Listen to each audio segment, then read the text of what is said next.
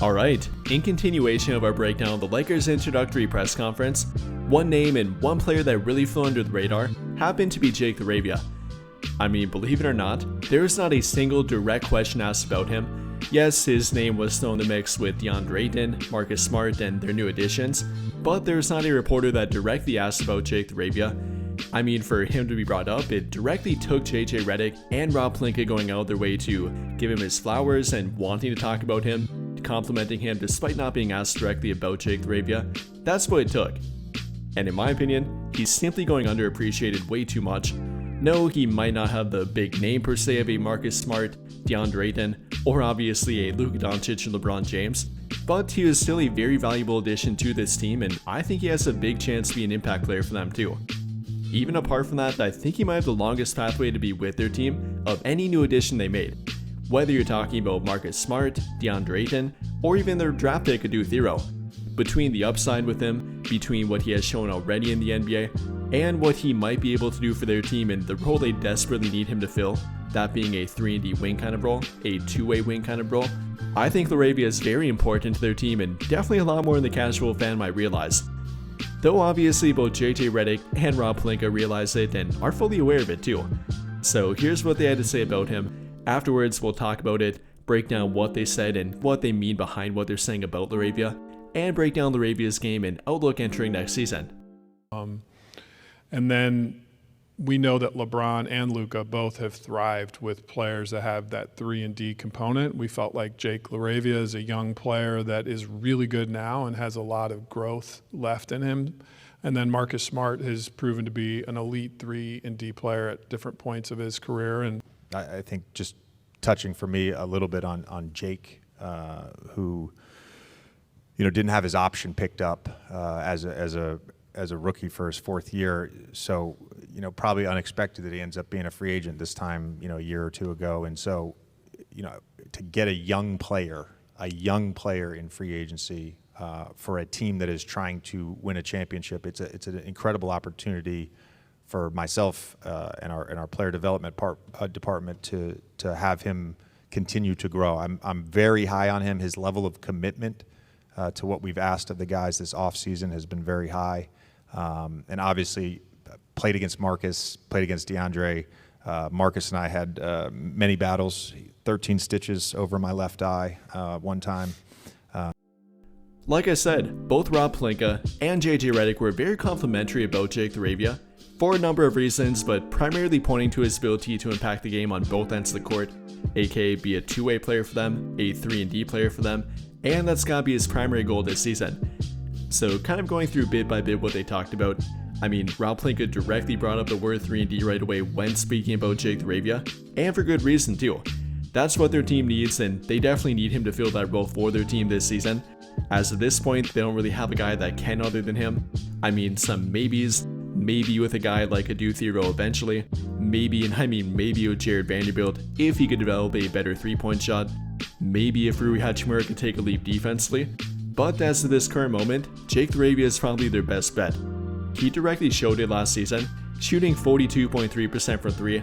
Obviously that qualifies for the 3-point shooting part. Then defensively, now depending on where you look, it might show better for him, it might show a little bit worse or average. But per defensive BPM rating, he did post a plus 1.1 rating last season. That's definitely a positive rating on defense and showing that he made a positive, not negative impact on defense. So that's another thing to point to with him. Definitely earning the 3-and-D moniker, the two-way player ability. He showed it last season. Yes, it's not quite consistent yet, but he definitely has shown good moments, good flashes that might be able to turn into a consistent, reliable 3-and-D option. Though that is dependent on him becoming more consistent, primarily on defense, I'm not too worried about the offense here. Whether you're talking about the 3-point shooting, again did shoot 42% from the 3-point line last season. Yes, that was the first time he shot above 35%, but it was also the first time that he really got a consistent role for any team, and he took full advantage of it, especially on offense. And if we're talking about the defense, there's plenty to like with him. His positional versatility and his size in the court. He is 6'8" and does have a 6'10" wingspan, but he's quick enough to defend guards on the court. Might not be the best matchup for a point guard, but definitely can keep up with them, especially if you're talking about switching and occasionally matching up with them. but more so doing that and then actually taking on a primary matchup of a wing player. Last season, for example, Jake Laravia defended point guards roughly 17% of the time, shooting guards 29% of the time, small forwards 27% of the time, power forwards 19% of the time, and then centers roughly 8% of the time. Showing that he definitely can switch, he can use his size, his length out there, his ability to move his feet well, defend guards, wings, even big wings on the court, and that's something their team doesn't have very much of. So that was the first thing they talked about with Jake Laravia, his 3-and-D ability and 3-and-D upside. You know, that's why they signed him and primarily the role they brought him in to fill. But another thing with that, and something I directly just mentioned, is his upside. Rob Pelinka mentioned it, JJ Redick talked about it, how young he is yet and how much more room for growth he does have yet, despite already showing good moments. I mean, he's only 23 years old and is a role player already and had one good season on a good team, a playoff team with the Memphis Grizzlies, even a little bit of moments and at times a pretty reliable role player prior to last season. But the fact that he's only 23, has already been a role player, is already looking like a 3-and-D option, and how much room for growth he has left is something that they were very intrigued with. JJ Redick talked about it, how excited that he is to work with Jake Laravia, that their development team gets to work with him and try to bring the best out of him. Not only that, but the fact that they're a team in contention and trying to win a championship, but that they got to add a 23-year-old with really good upside to their team and potentially to grow with their team too. JJ Redick is very optimistic with him and I think there's plenty of reason to believe why too. For one, he's literally shown it, not only last season where he averaged roughly 7 points per game, 4 rebounds per game, 2.5 assists per game, 1 steal per game, and shooting 42.3% from beyond the arc, but throughout both his first and second year in the NBA too. Now he definitely had limited opportunity between not being a full-time rotation player for their team and going through a few various injuries, but when he got an opportunity and when the Grizzlies were hurt during his second year, he definitely took full advantage of it. I mean, at one point he entered the starting lineup, starting 6 games for them during the 2023-24 NBA season, and believe it or not, throughout that time frame, put up 21 points per game, 4 rebounds per game, 3 assists per game, on 47, 44, and 88% shooting splits. I mean, that's the guy at 22 years old that put up 21 points per game for a 2-week stretch, shooting incredibly impressive from both the field and 3-point line, showing his ceiling off a little bit, showing what he might be able to become and what he might be able to become for their team. That's why JJ Redick and Rob Pelinka are so excited about getting him and so excited about adding him to their team for both right now and the long-term future too. Though another thing to note with that is the fact that Jake Laravia is not supposed to become a free agent, something that JJ Redick did bring up, and if not for general manager Zach Kleiman of the Memphis Grizzlies, he would not be a free agent and not be on their team right now.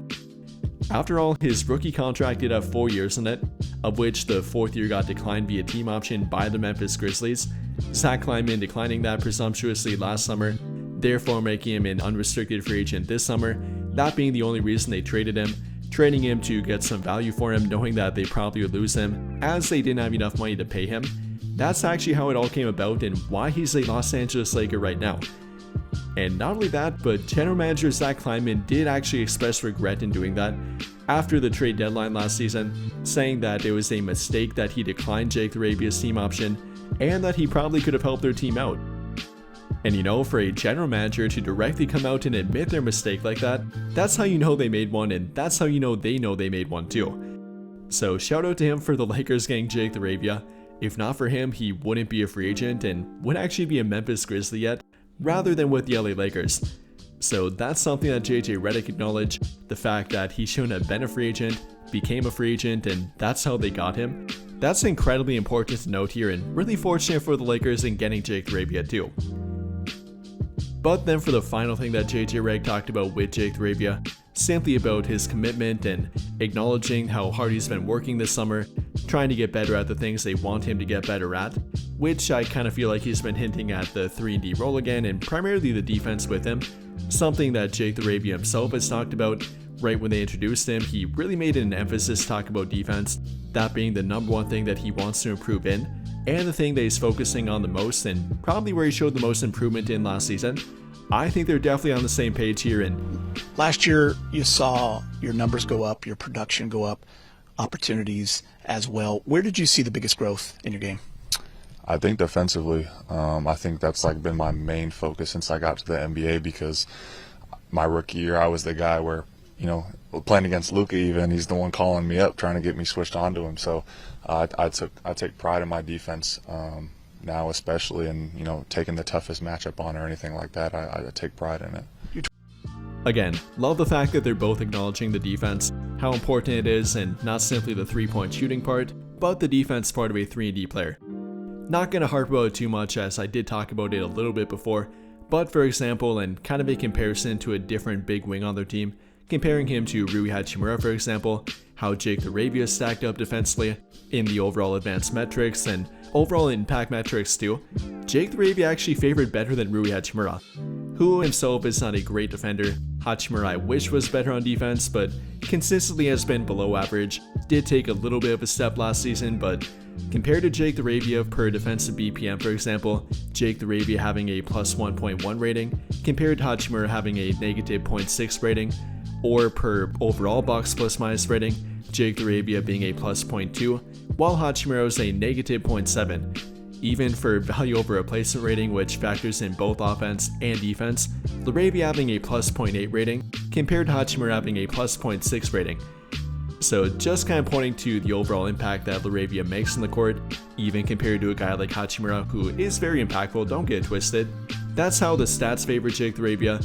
That's why JJ Redick and Rob Pelinka are so high on him, and what he might be able to offer their team on both ends of the court. So to wrap it all up here, Rob Pelinka, JJ Redick, and really the entirety of the Lakers organization are very excited about Jake Laravia, and in my opinion, it's fully justified too.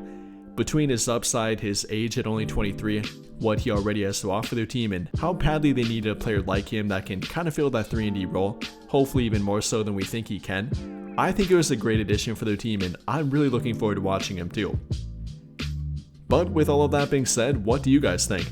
How do you feel about Jake Laravia? How do you feel about what JJ Redick and Rob Pelinka had to say with Jake Laravia?